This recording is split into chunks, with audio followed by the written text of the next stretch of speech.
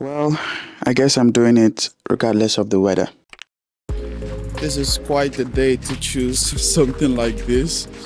Even the floors are slippery. I will be exploring the city of Delft today. Het station de station Den Haag Holland Spoor. Kunt hier nog overstappen op de sprinter naar Den Haag Voorwijk en de Rijswijk. Haarlem en Amsterdam Centraal van 9:24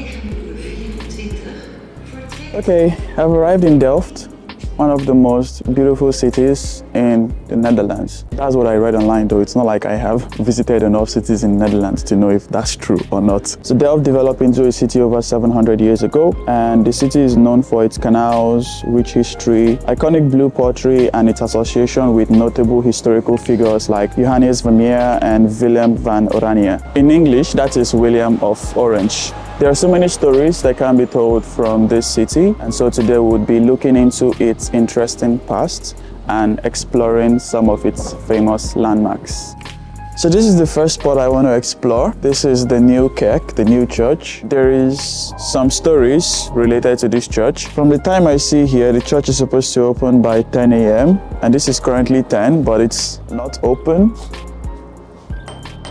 So, the new kerk, the new church. This is where some Dutch royalties were buried, including William of Orange. William of Orange is also known as William the Silent, and in Dutch you say Willem de Zwijger. He was a significant figure in Dutch history. He played a key role in the Dutch revolt against Spanish rule in the 16th century, which ultimately led to the formation of the independent Dutch Republic, also known as the Republic of the Seven United Netherlands. He is referred to as the father of the fatherland or father of the Dutch nation in the Netherlands. And you can learn more about him with the resources I'll be sharing in the video description. His tomb is quite interesting, and this church holds a special place in the heart of Dutch history. The church also offers an incredible view of the city from the tower, but I'm unable to climb the tower because I can't even go in the church. I'm not even sure if this church opens today, but maybe later today I'll find out about that. This church is famous for housing the royal crypt, where members of the Dutch royal family, starting with William of Orange,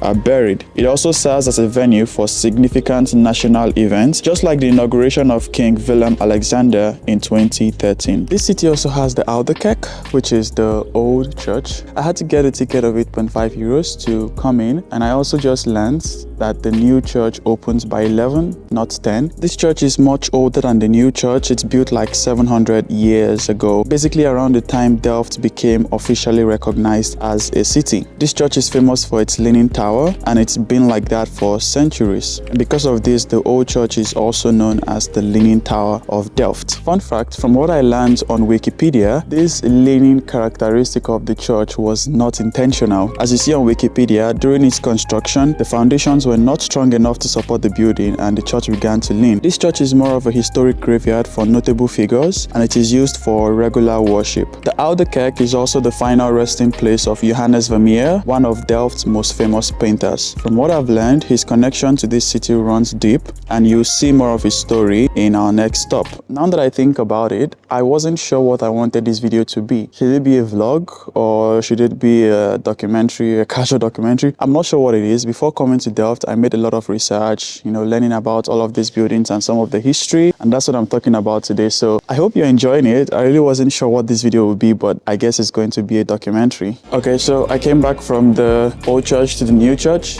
It opens by 11. I mixed up the time. I also asked if I could climb the tower to see the city, but the tower is not open today, and that is due to the weather conditions. That was something I was looking forward to, but well, let's just go to the next location. Johannes Vermeer, the mastermind behind Girl with the Pearl Earring, lived and worked here in Delft. He was a painter from the Dutch Golden Age. It's one of the reasons Delft is a popular city in the Netherlands, and at the Vermeer Centrum, we can step into his world and we can see how the city inspired his work. Girl with the Pearl Earring is often referred to as the Mona Lisa of the North, or Dutch Mona Lisa, due to its mysterious and captivating nature. I've actually seen this picture in a couple of places, probably in the Netherlands or even outside the Netherlands, I don't know. I never knew what the story was behind the picture, but I guess today I found out finally. This image is on display at the Mauritshuis Museum in The Hague, where it is one of the most visited pieces. I read a few things online about this piece. Some people talked about the mysterious identity, some talked about the symbolism, some people talked about the mastery of Vermeer. I don't know exactly what it is, but I still don't know what is so special about this picture. Maybe that's just because I don't know art. So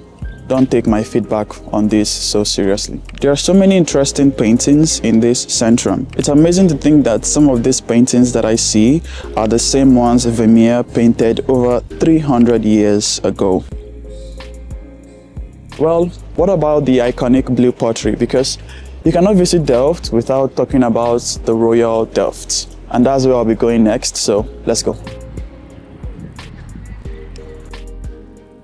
This is the Royal Delft. You can't visit Delft without visiting this place. This pottery is often known as Delftware or Delft Blue, which refers to the famous blue and white ceramic pottery produced in Delft, which became one of the most recognized art forms in Dutch history. My voice is a bit silent here because, as you can see, I'm in the Delft store and I don't want to make a lot of noise. Royal Delft has been producing hand-painted ceramics for centuries, and their pieces are recognized around the world. This particular company was actually founded in the 17th century and it is still active today. From what I understood from the receptionist, this is sort of like, this is the company, the brand itself, and there's a separate building outside the city center which has the showroom and the museum. And the difference between the showroom and this place is that the showroom has like more of these handcrafted ceramics, and in this place you just have some of the selections. So if you want to see more, you can go to the showroom. From what I heard, it's like 20 minutes walk from here. And in the museum, you can see they also offer workshops, or they show you how these things are actually crafted. But it's something that you can check out.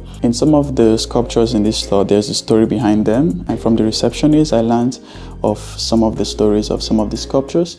But it's quite interesting to see how that tradition of telling stories through these ceramics has been passed down from generations. Well, that's it for Royal Delft. Now I'll be going to the next spot. So there is this nice spot in Delft called Delftse. It's like a vacation park, or I don't know, just a park where you can do fun things, especially with family. I got in the bus to this place, and coming here, it doesn't look like what I expected. Check the maps and I feel like I'm still 30 minutes away. I'm still 30 minutes away from my actual destination, and that's just a longer time than I planned for this. So I'll probably check out Delftse another time. But for now, I'm done from this place. I'm going back to the center, I guess.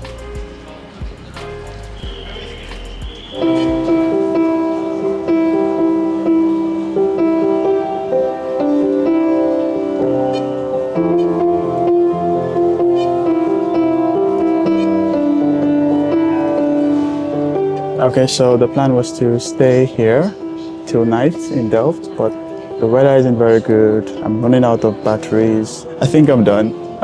This was my first time doing something like this, walking around the city and actually telling stories while moving. I decided to try it out with Delft. Delft has... So this is my first time trying it out, and I was able to... It was also just fun learning more about Delft and some of the interesting stories and interesting people. I hope to do this for more cities, or not just cities, towns, villages in the Netherlands. And I hope you enjoyed this. I hope you learned something about Delft. I hope you have some places in mind where you can now visit. Yeah, I'm just gonna spend some time here in the train before I decide to finally leave this place back home. Oh, thanks for watching. Bye.